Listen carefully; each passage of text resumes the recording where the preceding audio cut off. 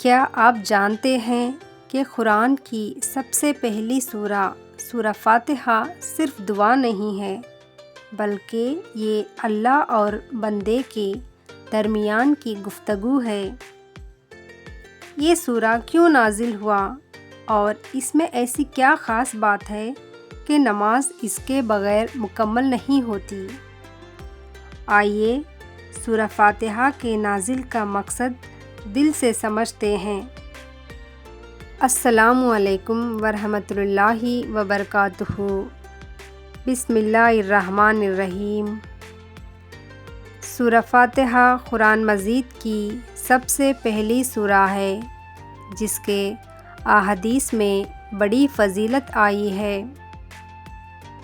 فاتحہ کا مطلب آغاز اور ابتدا کی ہے، اسی لیے اسے الفاتحہ یعنی فاتحۃ الکتاب کہا جاتا ہے۔ اس کے اور بھی نام ہیں، احادیث سے ثابت ہے: ام القرآن، القرآن العظیم، شفاء الفاتحہ، کتاب الشفاء۔ سورہ فاتحہ ہر زہر کے لیے شفا ہے۔ جس طرح ایک صحابی نے ایک بچھو کے ڈسے ہوئے کو اس سے دم کیا تو اسے آرام مل گیا۔ سورہ فاتحہ کے صرف 7 آیت پورے قرآن کا خلاصہ ہے۔ سورہ فاتحہ کیوں نازل ہوئی؟ سورہ فاتحہ ہدایت مانگنے کا صحیح طریقہ سکھانے کے لیے، اور انسان جب دنیا میں آتا ہے تو سب سے بڑی ضرورت ہوتی ہے ہدایت۔ اللہ تعالیٰ نے سورہ فاتحہ نازل فرما کر یہ سکھایا کہ اے بندے، اگر تجھے راستہ چاہیے تو پہلے مجھے پہچان، پھر مجھ سے مانگ۔ ایک حدیث میں آیا ہے کہ اللہ تعالیٰ نے فرمایا: قسمت الصلاۃ بینی و بین عبدی۔ صحیح مسلم حدیث۔ میں نے نماز کو اپنے اور اپنے بندے کے درمیان تقسیم کر دیا۔ سورہ فاتحہ کا نصف حصہ اللہ تعالیٰ کا حمد و ثنا ہے اور اس کی رحمت اور اس کی قیامت کا یقین اور عدل و بادشاہت کے بیان میں ہے۔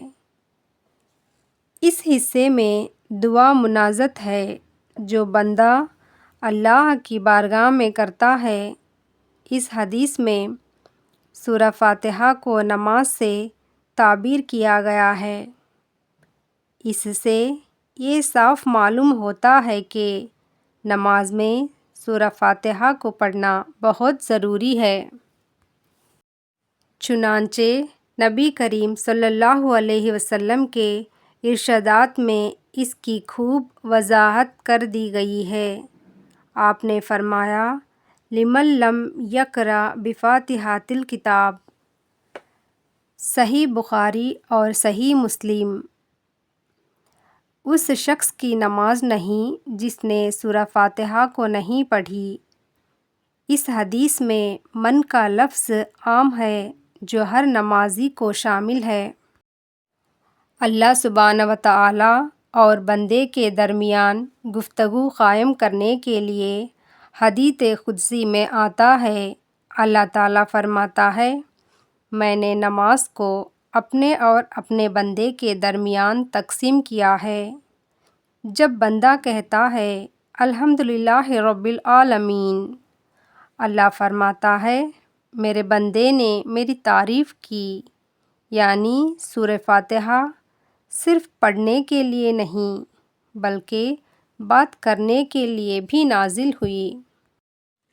مکمل دین کا خلاصہ دینے کے لیے سورہ فاتحہ کے اندر عقیدہ ہے، عبادت، اخلاق، دعوت ہے۔